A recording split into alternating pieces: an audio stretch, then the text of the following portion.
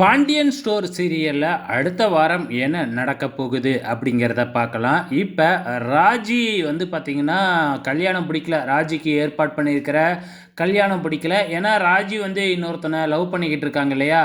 அவனும் ரொம்ப நல்லவன்லாம் இல்ல. ரொம்பவுமே கெட்டவன், கேவலமானவன்.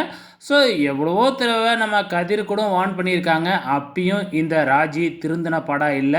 ஸோ இப்ப கல்யாணம் நடக்க போகுது அப்படிங்கிற தெரிஞ்சுக்கிட்டு, தன்னோட காதலனை வர வச்சு அங்கேருந்து எஸ்கேப் ஆயிடலாம் அப்படிங்கிற மாதிரி பிளான் பண்ணியிருக்கிறாங்க. அவனோட நோக்கம் என்ன அப்படின்னு பார்த்தீங்கன்னா, ராஜி வந்து ஒரு பணக்கார வீட்டு பொண்ணு. அவளை கல்யாணம் பண்ணிக்கிட்டா நமக்கு நிறையா சொத்துலாம் கிடைக்கும் அப்படிங்கிற பிளானில் தான் அவன் இருந்திருக்கிறாப்புல.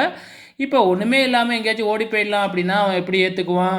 அதே டைமில் நகையை வந்து பார்த்திங்கன்னா, ராஜிக்கு கல்யாணத்துக்கெல்லாம் வாங்கி வச்சுருப்பாங்க இல்லையா? ஸோ அந்த நகையெல்லாம் வச்சுட்டு நம்ம ஓடிடலாம் அப்படிங்கிற மாதிரி ராஜி சொல்கிறாங்க.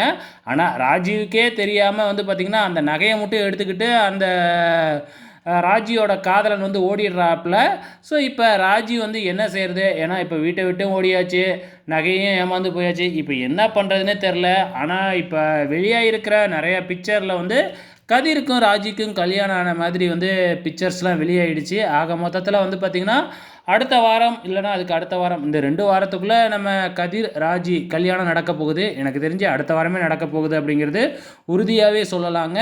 வெயிட் பண்ணி பார்க்கலாம் எப்படி தான் இவங்க 2 பேர்த்துக்கும் கல்யாணம் நடக்க போகுதுன்னு.